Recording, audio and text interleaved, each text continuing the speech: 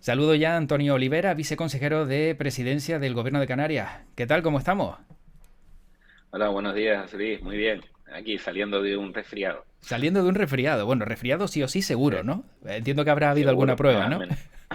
Sí, los test han dado negativos, así Ajá, que lo malo de no utilizar las mascarillas, llevamos mucho tiempo sin tener resfriado, gripe normales, y ujú, ahora cuando nos cogen fuerte, claro. claro. Y enseguida pues echamos las manos a la cabeza pensando, dice, a ver si esto va a ser lo que pienso que podría ser y por fortuna no es, ¿no? Nos quedamos tranquilos. Eh, Así es, así es. Bueno, afortunadamente ahora es mucho más sencillo hacerte los test, Ujú, hacer las pruebas y quedarse uno con la tranquilidad de que no es COVID, son las típicas cuestiones o gripes o resfriados y ujú, por lo tanto también hay que cuidarse en cualquier caso, ¿no? claro.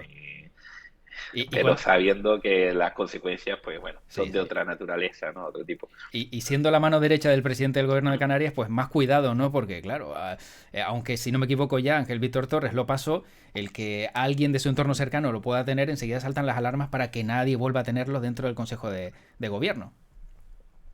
Efectivamente, Mm, efectivamente. Tenemos que tener especial cuidado y cada vez que hay un aviso, hay ujú, alguna síntoma, pues hacer, hacer la prueba para verificar que no es esto, mm, ¿no? Que no es la causa. efectivamente. Afortunadamente también las nuevas tecnologías, como la que estamos utilizando ahora, ¿no? Mm, Para esta entrevista, pues también nos permite seguir trabajando y reduciendo pues los riesgos que puede suponer el teléfono, la videoconferencia sí. permiten mantener el ritmo de actividad mientras la enfermedad lo Mm, permita y por lo tanto también digamos que las consecuencias de la enfermedad pues afortunadamente son menos en el día a día, ¿no? efectivamente. Bueno, me gustaría preguntar, ya para empezar, a Antonio Olivera, ¿qué va a pasar con esos 300 millones que el Consejo de Ministros daba para la transición energética en Canarias? ¿Cómo se van a emplear de manera muy resumida y cuándo serán efectivos pues esos 3 centenares, ¿no? De millones, que es bastante dinero y no sé si con un plazo muy acortado para que empecemos también a evolucionar y dejar atrás esa huella de carbono? No, efectivamente, eso forma parte de un paquete que llega hasta los 466 millones, aunque pretende movilizar un poquito más, hasta 479 millones de euros, en los que una parte lo gestiona la comunidad autónoma, esos 300 millones que se transfieren, y después el resto lo va a gestionar directamente la Administración General del Estado, en concreto el Instituto de Eficiencia Energética, el IDAE, para, un poco para aplicar en Canarias Uh -huh. en temas clave en la parte de transición es la parte de energías renovables y el impulso de las nuevas fuentes de energías renovables. La parte de eficiencia energética, muy relevante también en el uso de comunidades energéticas, autoconsumo, que va a ser clave no solo en los espacios privados, sino también en los públicos. En el ámbito de impulso a la biodiversidad, también un elemento muy relevante. En economía circular, también forma parte de las líneas de trabajo de la transición ecológica. Y finalmente en el ciclo del agua. Uh Por lo -huh. tanto, son estos cuatro ámbitos, energías renovables y eficiencia energética, la parte de ciclo del agua, biodiversidad y también economía circular, donde se contarán los esfuerzos y tiene también un componente que es algo más transversal, que es el de movilidad sostenible. Uh -huh. Por lo tanto, esos cuatro más uno son los elementos claves en ese programa, en ese movilización de fondos muy relevante. Además, una parte mayoritaria de esos recursos los tiene que ejecutar la comunidad autónoma en el segundo semestre de este año. Por lo Uh -huh. tanto, en las próximas semanas, en los próximos meses, irán saliendo importantes programas de ayuda. Claro. Bueno, pues es dinero que hay que ir ejecutando y que hay que ir sacando, ¿no? De manera, voy a entrecomillar, urgente, pero yo no sé si dentro de esa previsión y tal y como estamos observando, el cambio climático va tan rápido, hay previsto crear refugios climáticos por las altas temperaturas que vamos a empezar a sufrir todos y que de manera también ecológica pues esos refugios se puedan nutrir de placas solares y pueda ser una alternativa para aquellos que a lo mejor están por la calle y puedan sufrir un golpe de calor en un momento determinado cuando vemos que las olas de calor son más continuadas en Canarias. Bueno, desde luego que lo que se trata y lo que tratamos de perfilar es hacer cuanto antes esa transición a un nuevo modelo energético y de eficiencia y de consumo de la energía. que sea lo más respetuoso posible con el planeta, que afronte los problemas del cambio climático que se están produciendo, ya no solo reduciendo la emisión de CO2, sino también dando respuesta a cambios más profundos que se están produciendo en el planeta, ¿no? Por ejemplo, en el clima Ujú. que está poniendo sobre la mesa. Y son todos los elementos que debemos tener muy presentes para articular las medidas que se requieren, ¿no? Que se deben impulsar. Y al final también son oportunidad para generar economía. Ujú. Yo creo que también generar economía y que sea una economía que llegue a mayor parte de la población, por lo tanto también un valor económico que se reparta de forma más equitativa. Por lo tanto, eh, no hay que solo y únicamente Parece que se ha perdido la comunicación con Antonio Olivera, a ver si ahora sí. Bueno, vamos a ver si la recuperamos acciones enseguida. climáticas, de Ahora. Ahora sí, la recuperamos. Sí. sí, sí. Entonces, entonces, como trasladaba, no es única y exclusivamente un elemento que está enfocado a la parte de la transición ambiental y el respeto ambiental, que es muy Ujú. importante, sino también a generar impactos en otras cuestiones como la economía o el impacto en la sociedad. Bueno, hablando de economía, ayer el presidente Ángel Víctor Torres en un foro, si no me equivoco, decía que espera que haya buenos datos de empleo, de turismo en los próximos meses y además auguraba pues una subida del Producto Interior Bruto. ¿Esto realmente se puede alcanzar cuando vemos que la economía mundial está tambaleándose después de ver que el Banco Central Europeo quiere poner medidas para España y Portugal y que nos hace pensar en tiempos pasados bastante difíciles? Bueno, lógicamente lo que estamos es un momento de recuperación económica, los datos están indicando que el empleo sigue mejorando, el desempleo sigue cayendo, estamos recuperando cifras que son claves en nuestra actividad económica, como es el número de turistas, y por lo tanto la perspectiva a corto plazo está siendo positiva. ¿Cuál es el problema? Que vivimos una situación internacional de amplia incertidumbre y muy compleja. Tenemos la inflación derivada de múltiples problemas, de una economía mundial que salió de la pandemia y se está reestructurando entre la oferta y la demanda, y además se le ha sumado el conflicto que se está produciendo en Ucrania, que Ujú. está complejizando y generando tensiones inflacionistas por escasez de oferta, ¿no? Un shock de oferta como los que vivimos en los 70 derivado del petróleo y ahora también que conlleva precisamente a los combustibles fósiles. Lo que, por cierto, José Luis, hace más importante también los cambios que estábamos comentando Sí. anteriormente para ser menos dependiente de esta circunstancia, ¿no? Entonces, además ahora viene la segunda parte, que es la intervención de los bancos centrales. Los bancos centrales que llevaban con barra libre de liquidez muchísimos años, ahora tienen que ir volviendo a recuperar una política monetaria algo más restrictiva, Ujú. subiendo los tipos de interés. Era una respuesta previsible que esperamos, lógicamente, que llegara, y lo deseable y lo que yo pronostico es que habrá subidas de tipo, pero no van a ser subidas de tipo para alcanzar niveles Mm. como los que vivíamos en 2007, 2008, ¿no? Por 4%. No, Parece que se va un poco la cobertura de Antonio Olivera. tanto, A ver si recuperamos un poquito la cobertura porque parece que por ahí no tiene muy buena sí, señal. Eh, Ahora parece que ya se recupera, sí, efectivamente. sí. Bueno, pues entonces, como comentaba, Mm. las claves se encuentran básicamente en el ámbito de, de, de, de cómo abordar pues, Mm. una serie de problemas globales en la que la política monetaria vuelve a tener un tono restrictivo. No va a ser especialmente restrictivo, pero sí tiene que ir retomando las riendas de la economía global ante la escalada de la inflación, y lo que hay que tratar de evitar y de caer de nuevo es en volver a políticas de austeridad, como Mm. pasó en la crisis anterior. Sería repetir dos veces el mismo error Claro.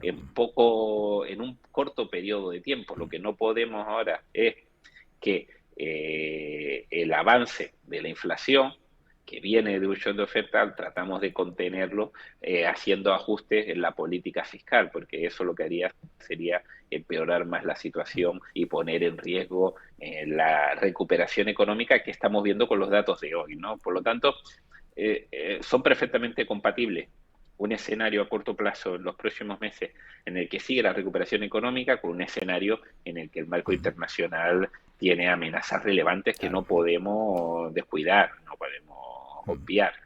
Pero ¿cómo se prevé una recuperación económica, buenos datos de empleo, mejora el turismo? Y vemos por otro lado datos que son tremendamente preocupantes y que no acaban de solventarse. El incremento de personas que solicitan ayuda en Cáritas, un 17% más que conocíamos esta misma semana.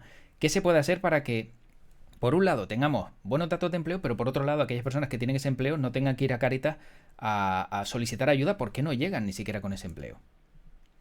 Efectivamente, una de las cuestiones que ponen, que dejan de manifiesto siempre los informes que elaboran las diferentes organizaciones, y están los oficiales, y otros como Cáritas, que tienen mucha experiencia y mucha prestancia en la elaboración de informes y atención a las personas, es que en Canarias pues, sigue habiendo, ¿no?, una situación muy compleja para muchas personas, muchas familias, que lógicamente en el año 2020 y en el año 2021 todavía con las consecuencias más drásticas de la pandemia y teniendo sus efectos sobre la economía y sobre el mercado laboral, pues claramente necesitaba esa ayuda, esa asistencia.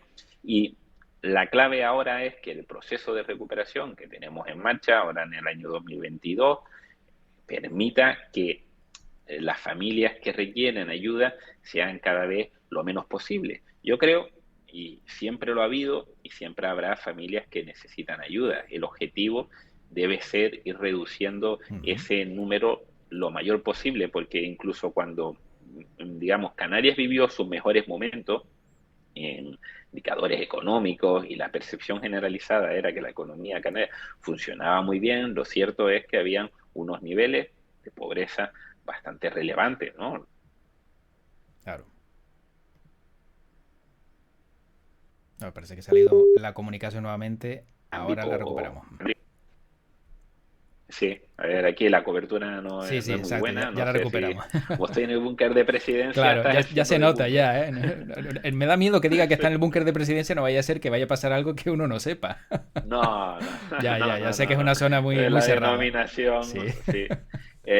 Entonces, como comentaba, incluso en las épocas en las que la economía canaria ha manifestado o ha comportado de forma más Sí, es positiva, verdad. ¿no? Con números récord de turistas y se producían grandes bolsas de pobreza. Y por eso el reto que tenemos que acometer no es solo recuperar la situación económica respecto a lo que teníamos anteriormente, sino que esta salida a la situación de la pandemia se haga de una forma que reparta el valor, reparta la economía de forma más inclusiva en el conjunto de la sociedad. Uh -huh. Tenemos que hacer ese esfuerzo para que el fruto del progreso económico llegue al número más amplio posible de personas de Canarias, ¿no? Entonces, es un doble reto, Claro. única y exclusivamente. Primero tenemos que hacer que la economía vuelva a funcionar, porque si la economía no vuelve a funcionar, pues tenemos un problema mayor, pero una vez la economía funcione, no nos podemos olvidar de que el objetivo debe ser que esa mejora llegue al mayor número de Uh -huh. personas posible. Sin duda. Bueno, otro de los asuntos que preocupan, dentro de poco veremos esa cumbre de la OTAN en España. Nos vamos a llevar alguna sorpresa y Canarias va a estar dentro de los planes de la OTAN. Y de repente, pues no sé si vemos aquí más portaaviones, más bases o más presencia militar. Bueno, lo que es relevante es que una preocupación que lleva estando hace bastante tiempo en el marco de la OTAN es la presencia digamos, en el sur de Europa, ¿no? Y fundamentalmente zona del Sahel y demás, con algunas amenazas que llevan estando ahí presentes mucho tiempo. Entonces consideramos que es más necesario que nunca, porque ese problema no ha dejado de existir. De hecho, los acontecimientos recientes pueden incluso acelerarlo o empeorarlo, que la OTAN mire y despliegue herramientas para poder combatir posibles amenazas que puedan venir de esta zona del Uh -huh. planeta, ¿no? La seguridad de las economías, digamos, occidentales. Por lo tanto, consideramos que es positivo que se hable, que se plantee y que se refuerce la OTAN desde esta perspectiva. No quiere decir que haya más presencia militar, sino que haya más consideración, digamos, esté más presente en los análisis estratégicos de defensa, pues la presencia de esta amenaza para estar preparados a hacer frente a cualquier amenaza que pueda venir de este entorno, ¿no? Por lo tanto, creo que es positivo, a pesar de que no va a suponer más presencia militar, pero sí vamos a estar más presentes entre los riesgos existentes para la Alianza O Atlántica. sea que si pasara algo, entonces sí estaríamos con más presencia, entiendo. Por el momento no sería necesario, pero Eso si es, se viera algún incremento, sí Canarias sería geoestratégicamente importante dentro de los planes de la OTAN.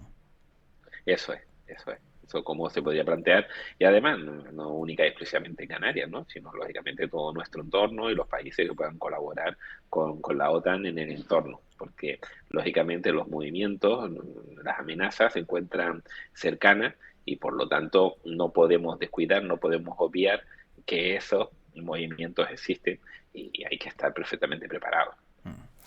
Entonces sí veríamos a lo mejor más presencia si se diera el caso.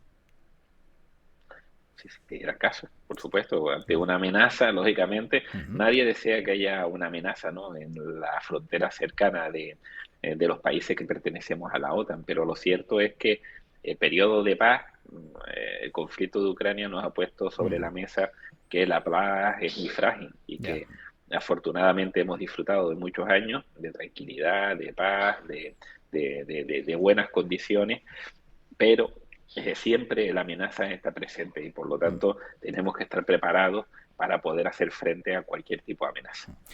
Bueno, otro de los temas importantes también es qué va a pasar con esos menores migrantes. Veíamos cómo Cataluña, ¿no?, va a acoger menores migrantes que llegan a Canarias después de ese acuerdo, ¿no?, del presidente Torres con la Generalitat, pero ¿es el único acuerdo? Se ha olvidado también el ministro Escrivá de esto y va a tener que ir el presidente Torres comunidad por comunidad intentando que alguien se haga cargo de estos menores porque Canarias no puede sostenerlo.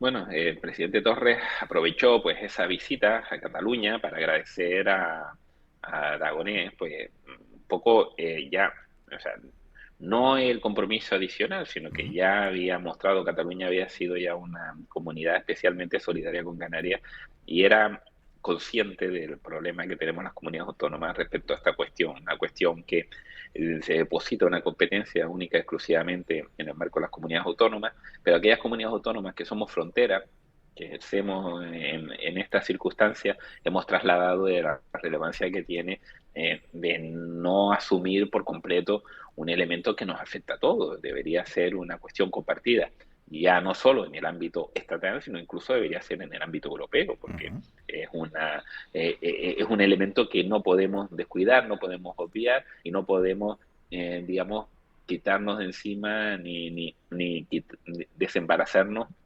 de esa responsabilidad, porque además las personas que llegan, los menores que llegan requieren y necesitan, ¿no?, esa especial también atención por nuestra parte y lo que deseamos es darle la mejor atención, una integración lo más adecuada posible y poderles aportar unas perspectivas de vida lo más favorables, ¿no?, para su futuro. Y lo que tratamos de hacer y seguimos peleando por ello es que este proceso que ahora entre las comunidades autónomas en el ámbito estatal se realiza de forma, vamos a llamarlo, voluntaria entre comunidades autónomas, debería estar regulado, Ujú. debería estar reglado ya unos criterios objetivos, comunes, porque lo que hoy o lo que estos últimos años ha vivido Canarias lo puede vivir en cualquier momento cualquier otra comunidad autónoma que ejerza de frontera Ujú. en nuestro territorio y por lo tanto consideramos que es relevante hacer ese esfuerzo porque no es un elemento que debiéramos abordar los territorios frontera de forma individual. Claro. Requerimos ese elemento compartido, esa presencia compartida, esa colaboración y cooperación entre todos Ujú.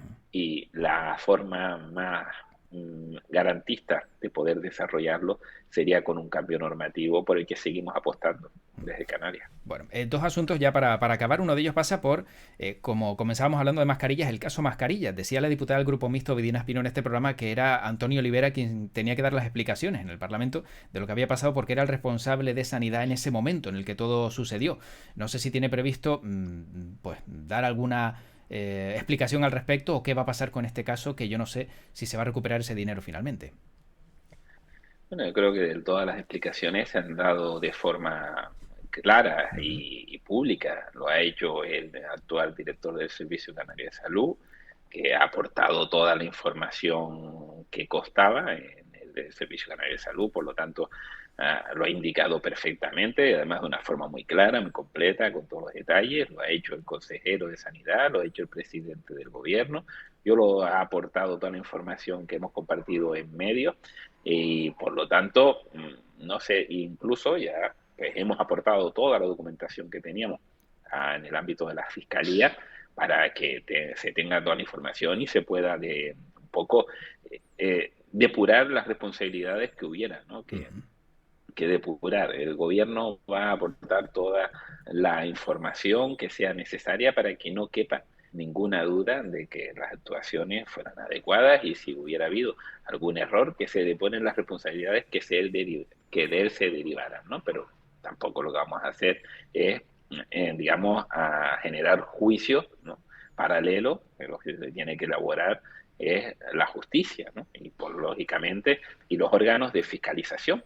La audiencia de cuentas ha elaborado un informe, el Servicio Nacional de Salud está respondiendo y haciendo las alegaciones de ese informe. Todos los organismos que quieran conocer toda la información se les suministrará y el gobierno de Canarias colaborará al máximo desde todas las perspectivas para que quede suficientemente claro. Y ese Y lo que dinero... sí quiero decir, Sí, sí. y lo que sí quiero decir es que a mí me tocó estar en el momento más complicado, cuando no había de nada. Y quiero recordar esta cuestión, ¿no? Tuvimos que desarrollar procedimientos excepcionales, porque había una prioridad frente a todo, que era garantizar la máxima protección posible para nuestros sanitarios, ¿no? Las personas que estaban allí dando la cara en primera línea luchando contra aquello que en aquel momento además teníamos muy poca información, teníamos muchas dudas, ¿no? Y muchas, digamos, pues incertidumbres sobre el futuro. Tuvimos que sortear un mercado global que estaba totalmente caído, no existía, no podías ir como podemos ir hoy en día y solicitar ofertas con los procedimientos de contratación habituales y habían varias ofertas que te trajeran, ¿no? Y muchas de las empresas que estaban funcionando mejor eran las que tenían cadena logística abierta con China, que era la clave, era quien único estaba proveyendo. De hecho, algún operador sanitario tuvo que ser el gobierno el que montó la operación digamos, de traer la mercancía allá porque la empresa suministradora era incapaz de poderla poner de China hasta aquí y lo hicimos logrando cuestiones, digamos, únicas, ¿no? Como un primer vuelo comercial China-Canarias directo, ¿no? En la historia de la aviación. Por lo tanto, quiero poner de manifiesto, ¿no? que siempre la voluntad fue cumplir con los objetivos de aquella época tan compleja y tan difícil y que lógicamente aportaremos toda la información necesaria para que las autoridades, los órganos fiscalizadores puedan corroborar que todas esas actuaciones se realizaron de forma adecuada. Y la previsión de cuándo se puede recuperar ese dinero que al final pues todo el mundo solicita, ¿no? Y reclama por una mercancía que no se entregó. Bueno, desde hace un año se están realizando las actuaciones necesarias para poder recuperar, digamos, esos fondos. Se va a continuar con todos los medios. Me parece que tenemos otra vez ese problema de comunicación. A ver si ahora. El responsable está identificado. El responsable está identificado, no, digamos, no está oído y por lo tanto seguiré. Pues es lo que tiene estar ahí. A ver, entrar esos fondos. Ahora sí. Bueno, la última cuestión, ya para acabar, porque vemos que están también ahí reclamando a Antonio Olivera, es ¿ha afectado o va a afectar lo sucedido con uno de los miembros del Pacto de las Flores, Casimiro Curbelo, fuera de un karaoke? ¿Esto afecta al pacto? Y también, pues, ¿de qué manera la presencia del consejero de Sanidad, Blas Trujillo, pues, también, no sé, ha generado algo de molestia dentro del Consejo de Gobierno? Bueno, lógicamente fue una cuestión que en el gobierno no hemos comentado, no hemos tenido ocasión de comentar y de opinar al respecto, ¿no? Pero lo cierto es que suponen o son elementos que se producen en el ámbito de la vida, ¿no? Personal de las personas, que es un momento en el que están disfrutando hablando de su vida personal, y es verdad que en la política uno está expuesto, ¿no?, un poco a renunciar a cuestiones de su vida personal, pero yo creo que también es justo respetar los espacios que son coherentes, ¿no? Y no podemos tampoco, porque seamos responsables políticos, pues no poder, digamos, hacer cuestiones de los que disfruta el conjunto, ¿no?, de la ciudadanía. Creo que hay que ser justos y coherentes y tratar estas cuestiones con sumo cuidado, porque al fin y al cabo de lo que se está un poco hablando es de decisiones personales, un poco de actuación en el ámbito personal, y lógicamente no tienen consecuencias políticas, no están afectando a la gestión, no son elementos que cuestionen la consistencia del bloque del pacto, son cuestiones en el ámbito de la vida personal y por lo tanto no estrictamente políticas, así que lógicamente el gobierno y el pacto no se pronuncia por cuestiones que lógicamente, oye, son respetuosas y quedan única y exclusivamente en el ámbito del comportamiento un poco personal de las personas implicadas, ¿no? Bueno, la última ya, ser viceconsejero de presidencia del gobierno de Canarias, Antonio Olivera, ¿le supone estar cerca del presidente siempre, hablar de temas personales o solo de gobierno? Porque claro, lo quieras o no, ya tanto tiempo y después de estar pues junto al presidente durante tanto tiempo, ¿Antonio Olivera habla con el presidente de temas personales siendo viceconsejero o solo de temas de gobierno? Bueno, lógicamente, como bien dices, Rodríguez, ¿no? Ya no solo con un poco con el trabajo cercano en el día a día y un poco compartiendo pues acontecimientos tan excepcionales como lo que hemos vivido, pues al final acabas traspasando un poco la línea única y exclusivamente de lo profesional y acabas generando pues lazos, ¿no?, personales y un poco de amistad más allá. Y al final también es verdad que el presidente con el que empecé a colaborar no mucho antes de que fuera presidente, en torno a 2017, pues también es una persona con la que tenemos bastante afinidad. O sea, no solo nos hemos entendido trabajando, nos compaginamos bien en el ámbito del trabajo, sino también en el ámbito personal, ¿no? Muchas formas, muchos elementos que nos gustan, de forma de verlo de forma conjunta, lo que después hace una cuestión y tiene una cuestión bastante interesante, que es que permite que el trabajo también en lo profesional sea más agradable, sea más fácil, ¿no?, Claro, y sea más compenetrado, ¿no? Por lo tanto, creo que eso es positivo y al final, viviendo cosas tan intensas como nos ha tocado en este periodo, pues al final lo profesional acaba sobrepasando y llegando también al afecto personal. ¿Y se le ha visto alguna vez a Ángel Víctor Torres, presidente de Canarias, gritar? Porque siempre se le ha visto un tono moderado, tranquilo, pero se le ha visto en algún punto de ebullición, que alguien se sorprendiera como Antonio Olivera, como diciendo, uy, ¿qué ha pasado aquí, no? Bueno, esto como todo, digamos, porque me pasa a mí mismo, ¿no? Que digamos oye, cuando nos enfadamos de forma ostentosa o de forma ruidosa o de forma, sí, pero lógicamente como todo, y con las responsabilidades y con las situaciones que ha pasado, también el presidente, digamos, se enfada, pero hasta en eso lo hace de un modo, vamos a decirlo, digamos, agradable, ¿no? Vale, Pero casi que es peor, que sabes que está enfadado, pero como no lo demuestra de una forma da más miedo, ostensible, ¿no? Porque, claro. bueno, sí, exactamente, ¿no? Porque dice, oye, lo toma más en serio casi, ¿no? Que Ajá, cuando se grita, que se hace mucho aspaviento, claro. pero sabes que de a fuerza se va por la boca, ¿no?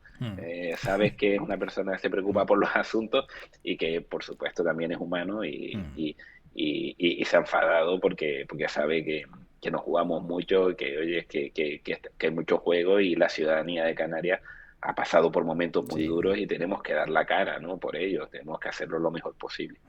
Bueno, pues no le quitamos más tiempo a Antonio Olivera, viceconsejero de presidencia del gobierno de Canarias, que ha estado hoy en este programa. Entiendo que es la primera vez en Twitch también de Antonio Olivera.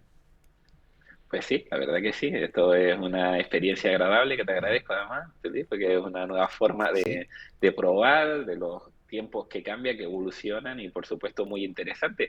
Solo tengo que aprender a mejorar la conexión y a evitar también que me asalten los millones de WhatsApp y Sí. de llamadas aquí que me están entrando mientras tenemos la entrevista, ¿no? A Hay un pesar de que truco. puse no molestar, Ah, vale, vale, iba a decir. pero me ha ignorado por Por completo el móvil. completo. Es lo que tiene tener un cargo de viceconsejero, que hay que estar ahí al 100%. Pero bueno, Debe ser que se desactiva automáticamente la opción sí, no molestar, no es viable para mí. seguro que sí. Antonio Olivera, muchísimas gracias y hasta una próxima ocasión. Cuando quieras, pues por aquí estamos en este programa. Muy bien, muchísimas gracias. Buen día. Hasta luego. Gracias.